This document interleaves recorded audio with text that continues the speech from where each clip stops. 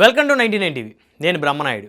లేకపోతే నాడు చేసిన తప్పులే నేడు శాపలయ్యాయా? తురకా కిషోర్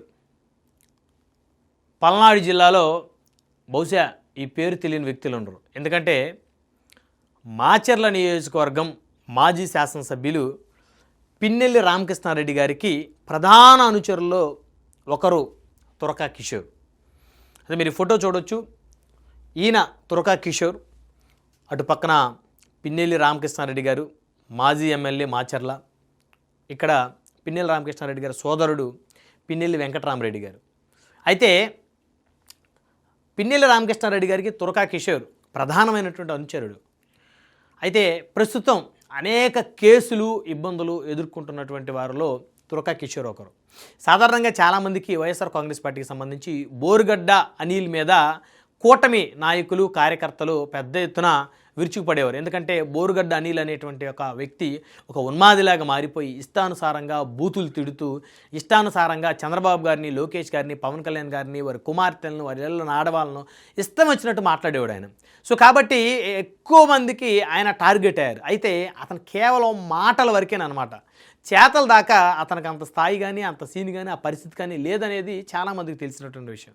ఎందుకంటే కేవలం కెమెరా ముందు నిమిషాల్లో వాడిని లేపేస్తాం, వీడిని లేపేస్తాం అని చెప్పేసి బోరుగడ్డ అనిల్ మాట్లాడటమే కానీ పెద్దగా అంటే ఆయన ఇచ్చేటువంటి బిల్డప్కి ఆయనకున్నటువంటి గ్రౌండ్లో ఆయనకున్నటువంటి పట్టుకి ఏమాత్రం సంబంధం ఉండదని చెప్పేసి ఆయన చుట్టూ తిరిగే వాళ్ళు చెప్తుంటారు. ఇకపోతే బోరుగడ్డ అనిల్ కన్నా కూడా అత్యంత ప్రమాదకరమైనటువంటి వ్యక్తి వైఎస్ఆర్ కాంగ్రెస్ పార్టీలో ఎవరన్నా ఉన్నారు అంటే అందరి వేళ్ళు కూడా ఈ తురకా కిషోర్ గారి వైపే అందరి వేళ్ళు కూడా చూపిస్తున్నటువంటి పరిస్థితి. ఎందుకంటే ఈయన వైఎస్ఆర్ కాంగ్రెస్ పార్టీ అధికారంలో ఉన్నప్పుడు పిన్నెల్లి రామకృష్ణారెడ్డి గారి ఎమ్మెల్యేగా పల్నాడు జిల్లాలో పెత్తనం చెలాయిస్తున్నటువంటి రోజుల్లో ఆయనకి కుడిభుజంగా వ్యవహరించారు తురకా కిషోర్.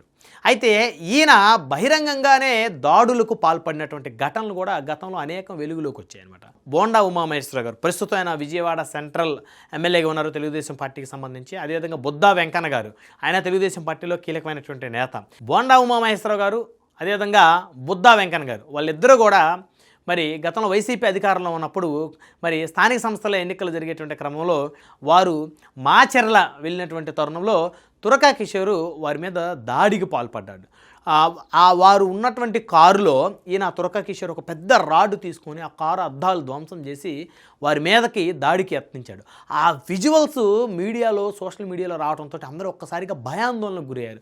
అసలు ఎవరు ఈయన తురకా కిషోర్? ఈయన ఒక మాజీ ఎమ్మెల్యేని, మరి ఒక ఎమ్మెల్సీగా ఉన్నటువంటి వ్యక్తిని బుద్దా వెంకన్న గారిని వాళ్ళ మీదే దాడి చేసి వారి మీదే రాడ్డులతో దాడి చేసి వారిని చంపబోయినంత పనిచేశాడు ఈయన అని చెప్పేసి అందరూ కూడా భయభ్రాంతులు గురైన పరిస్థితి ఆ రోజు వాతావరణం అలా. ఎందుకంటే విజయవాడలో బోండా ఉమాశ్వర గారు చాలా పట్టున్నటువంటి నాయకుడు. కానీ ఆయన మరి మాచర్ల పల్నాడు జిల్లా వచ్చేసరికి మరి అక్కడ ఏదో ప్రచారానికి మరి అక్కడ నాయకుల్ని, టీడీపీ నాయకులు కలిసేటువంటి క్రమంలో వారు వెళ్ళేటువంటి తరుణంలో ఒక్కసారిగా వారి మీద దాడికి ప్రయత్నించడంతో భయభ్రాంతులు గురైన పరిస్థితి.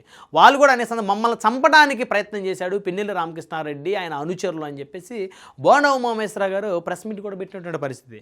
సో అలాంటి నేపథ్యం ఉంది తురకా కిషోర్కి. సో ఈయన ఆ దాడి తర్వాత ఈయనకి మాచర్ల పట్టణ మున్సిపల్ చైర్మన్గా ఈయన ఎంపికయ్యాడు. పిన్నెల్లి రామకృష్ణారెడ్డి గారు ఈయనకి ప్రమోషన్ ఇచ్చాడు. మాచర్ల మున్సిపల్ చైర్మన్గా ఈయన్ని నియమించారు. అంటే వైఎస్ఆర్ కాంగ్రెస్ పార్టీలో అంత పెద్ద దాడి చేసినటువంటి వ్యక్తిని ఆయన్ని ఖండించాలి. ఎందుకంటే ఆయన దాడి చేసిన సామాన్యులు కాదు కదా. సరే బుద్దా వెంకన్న గారు వారికి నచ్చకపోయినా వైసీపీకి ఆయన ఎమ్మెల్సీగా పనిచేసినటువంటి వ్యక్తి. బోండా ఉమామహేశ్వర గారు అప్పటికి ఎమ్మెల్యేగా పనిచేశాడు ఆయన. ఎందుకంటే 2014లో ఆయన మరి ఎమ్మెల్యేగా గెలిచాడు, 2019లో ఓడిపోయాడు. సరే 2024 మళ్ళీ ఎమ్మెల్యే అయ్యాడు. బోండా ఉమేశ్వర గారి మీద దాడి జరిగినప్పటికీ ఆయన గతంలో ఎమ్మెల్యే, మాజీ ఎమ్మెల్యే అనాలి అయినప్పటికీ. మరి అలాంటి ప్రజాప్రతినిధుల మీద దాడి చేసినప్పుడు పిన్నెల్లి రామకృష్ణారెడ్డి గారైనా ఈయన మందలించాలి, లేకపోతే జగన్మోహన్ రెడ్డి గారైనా మందలించాలి. ఎందుకంటే వారు స్వేచ్ఛగా ప్రచారం చేసుకునేటువంటి హక్కు రాజ్యాంగం ఇచ్చింది, చేసుకోవచ్చు. మరి అలాంటప్పుడు మరి ఇద్దరు నాయకుల్ని వారి మీద పెద్ద పెద్ద రాడ్డులతోటి మరియు దాడి చేయటం అనేది ఇప్పటికీ కూడా ఎవరో మర్చిపోయినటువంటి ఘటన. ఇది ఆయన చేసినటువంటి తప్పుల్లో ప్రధానమైన తప్పు. ఆ తర్వాత అక్కడ మాచర్ల నియోజకవర్గం సంబంధించి తెలుగుదేశం పార్టీ ఆఫీసుల మీద కూడా ఈయన దాడులు చేశాడు అనేటువంటి ఆరోపణలు ఉన్నాయి. ఈయన మీద అనేక కేసులు కూడా నమోదైనటువంటి పరిస్థితి తురకా కిషోర్ మీద. ఇక ఆ తర్వాత చూస్తే ఈయన అక్కడక్కడ అంటుండేవాడంట, తెలుగుదేశం నాయకులు ఎవరో ఒకరిని చంపితే కానీ వీళ్ళకి భయం ఉండదు, భయం రాదు అని చెప్పేసి ఈయన మాట్లాడుతుండేవాడు అని చెప్పేసి మాచర్లలో ఇప్పటికీ కూడా ఈయన మీద ఉన్నటువంటి ఆరోపణ. అంటే మాచర్ల నియోజకవర్గమే కాదు, పల్నాడు జిల్లాలోనే ప్రజలని, తెలుగుదేశం పార్టీ కార్యకర్తలని, నాయకుల్ని భయభ్రాంతులకు గురి చేసినటువంటి వ్యక్తి తురకా కిషోర్. అయితే ఇక్కడ ఆయనకి అధికారం ఉన్నంతసేపే, ఎందుకంటే 2019లో జగన్మోహన్ రెడ్డి గారు ముఖ్యమంత్రి, 2019 నుంచి 24 వరకు ముఖ్యమంత్రిగా ఉన్నారు. పిన్నెల రామకృష్ణారెడ్డి గారు ఎమ్మెల్యేగా ఉన్నారు, అప్పటికి ఆయన 4సారి ఎమ్మెల్యే. సో ఆయన కాస్త ఫ్యాక్షన్ నేపథ్యం, అందులోనూ మాచర్లు అంటే ఆ భయభ్రాంతులు, భయభక్తులు ఉన్నటువంటి పరిస్థితుల్లో అధికారం చేతిలో ఉంది, పోలీసు వ్యవస్థ చేతిలో పెట్టుకున్నారు కాబట్టి జనాల మీద దాడులు చేయగలిగారు. ఎమ్మెల్యేలు కూడా, మాజీ ఎమ్మెల్యేల మీద కూడా దాడులు చేయగలిగారు. మరి అధికారం పోయింది. అధికారం పోయిన తర్వాత ఈయన తురకా కిషోర్ ఎక్కడెక్కడ దాక్కున్నాడు పాపం, ఎక్కడెక్కడికో వెళ్ళి తలదాచుకున్నాడు. ఆఖరికి హైదరాబాద్లో ఎక్కడో ఎస్ఆర్ నగర్లో ఏదో హాస్టల్లో తలదాచుకుంటే పోలీసులు ఈయన్ని అరెస్ట్ చేసి తీసుకెళ్లారు. నీకు అధికారం ఉన్నప్పుడు నువ్వు ఎమ్మెల్యేల మీద, మాజీ ఎమ్మెల్యేల మీద, ఎమ్మెల్సీల మీద దాడి చేయగలిగారు మీరు. మరి అధికారం లేనప్పుడు కూడా మరి అదే ధైర్యంగా మీరు నిలబడాలి కదా. సో ఇక్కడ ఏంటంటే ఈ ప్రజాస్వామ్య దేశంలో ప్రజాస్వామ్యాన్ని అనుసరించి మనం ముందుకు వెళ్ళాలి, చట్టాలను గౌరవించుకుంటూ ముందుకు వెళ్ళాలి ప్రజాప్రతినిధులుగా ఉన్నప్పుడు. మరి మీరు ఆ రోజు అంత దాడి చేయగలిగారు, మేమంతా మోనార్కులం అని చెప్పేసి టీడీపీ వాళ్ళ భయభ్రాంతులకు గురి చేశారు. మరి అలాంటప్పుడు మరి ఈరోజు ఎందుకు మీరు భయపడుతున్నారు? సో ఈరోజు మీరు మరి భయపడబట్టే కదా హైదరాబాద్ వచ్చి తలదాచుకున్నారు తురకా కిషోర్ గారు. అంటే అధికారం అనేది శాశ్వతం కాదు, చేతులు మారుతూ ఉంటుంది అధికారం. సో కాబట్టి మన దగ్గర అధికారం ఉంది కదా అని చెప్పేసి పోలీస్ వ్యవస్థని అనుకూలంగా మార్చుకొని మనం దాడులకి, దౌర్జన్యాలకు దిగితే అధికారం పోయిన రోజు వారి పరిస్థితి అత్యంత దారుణంగా తయారవుతుండడానికి ఉదాహరణ తురకా కిషోర్ పరిస్థితి. ఈరోజు దాదాపు 12 కేసులు ఏదో నమోదైన ఈయన మీద, 8 నెలల పైగా జైల్లో ఉన్నాడైనా. సో జైలు నుంచి బయటకు వచ్చాడు, వెంటనే మళ్ళీ మరో కేసులో పోలీసులు అరెస్ట్ చేశారు. పాపం ఆయన భార్య, బిడ్డలు అయితే చాలా రోధిస్తూ ఉన్నారు, ఆవేదన చెందుతూ ఉన్నారు. నా భర్తను అరెస్ట్ చేయొద్దని చెప్పేసి తురకా కిషోర్ గారి భార్య గారు అయితే పోలీసులను వేడుకోవటం అయితే కాస్త అందరి మనసును కలిచివేసింది, అందులో ఎలాంటి డౌటు లేదు. అయితే ఇక్కడ ఆ రోజు తురకా కిషోర్ గారు ఆ స్థాయి దాడులు చేస్తున్నప్పుడు వాళ్ళ కుటుంబ సభ్యులు కూడా చెప్పి ఉండాల్సిందే, మీరు ఈ విధంగా దాడులు చేస్తున్నారు, పిన్నెల రామకృష్ణారెడ్డి గారిని నమ్ముకొని ఈరోజు ఏదో వైసీపీ అధికారంలో ఉందని చెప్పేసి ఆయన మిమ్మల్ని ఉపయోగించుకుంటున్నాడు, రేపొద్దున అధికారం పోయిన తర్వాత మనమందరం రోడ్డు పాలు అవ్వాల్సి వచ్చింది, మిమ్మల్ని తర్వాత వచ్చే ప్రభుత్వాలు వదిలిపెట్టమని చెప్పేసి కనుక తురకా కిషోర్ గారితో ఆయన కుటుంబ సభ్యులు కనుక మంచిగా చెప్పినట్లయితే ఖచ్చితంగా ఆయనలో మార్పు వచ్చి ఉండేది. ఈరోజు ఆయన కోర్టుల చుట్టూతా, జైలు చుట్టూతా తిరగాల్సిన పరిస్థితి వచ్చేది కాదు. మరి ఇదే తురకా కిషోర్ గారు ఏదో రెంట చింతల సంబంధించి తెలుగుదేశం పార్టీ కార్యకర్తల మీద ఏదో హత్యాయత్నము, దాడులు చేసేటువంటి మరొక కేసు నమోదైన నేపథ్యంలో పోలీసులు ఆయన అరెస్ట్ చేశారు. ఇక్కడ ఒకటి క్లియర్గా చూడాల్సిన అంశం ఏంటంటే, ఈ ప్రభుత్వం అధికారంలో ఉన్న నాళ్ళు తురకా కిషోర్ లాంటి వ్యక్తులు ఇబ్బందులకి గురికాక తప్పదు అనేటువంటి ఒక సంకేతం అయితే స్పష్టంగా కనబడుతుంది.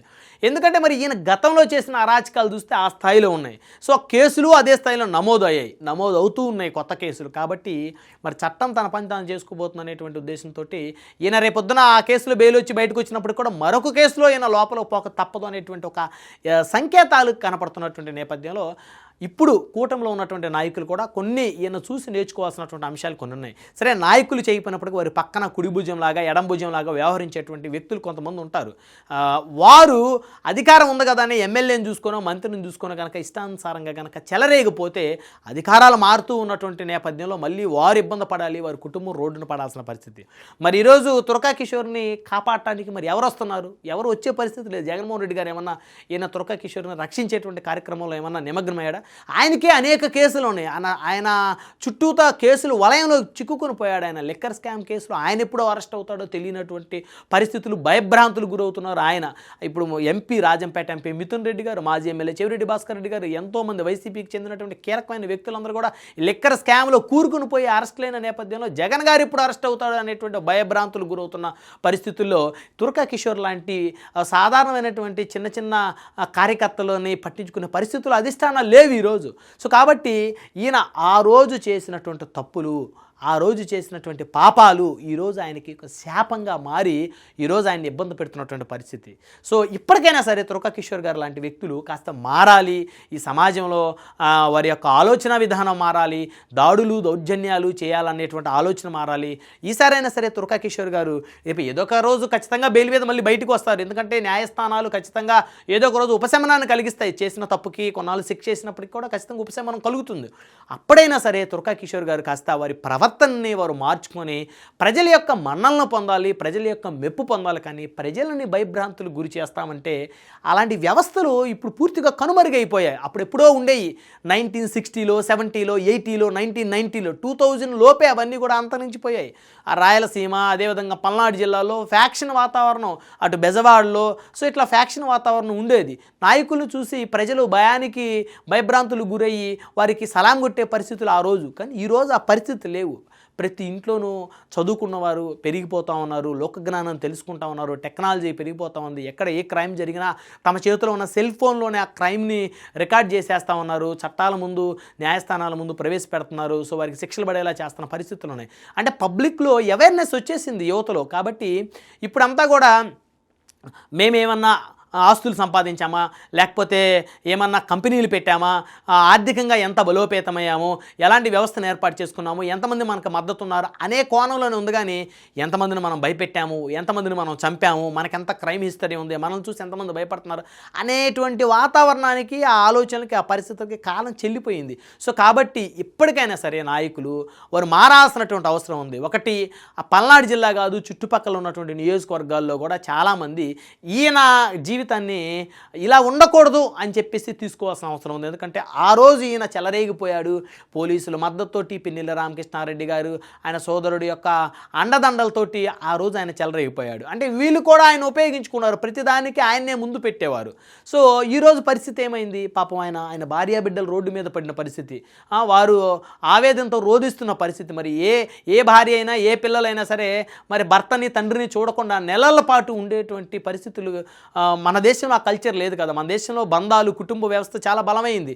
సో కాబట్టి ఆ రోజు ఆయన దూకుడు, ఆయన స్వభావం, ఆయన చేసినటువంటి కొన్ని తప్పులు ఈరోజు ఆయన కుటుంబ సభ్యుల్ని ఎంతో ఆవేదనకు గురి చేస్తున్నాయి. కాబట్టి ఇలాంటి తప్పులు ఎవరైనా చేస్తే రానున్న రోజుల్లో వారికి కూడా ఇలాంటి పరిస్థితులే వస్తాయని చెప్పడంలో ఎలాంటి అతిశయోక్తి లేదు.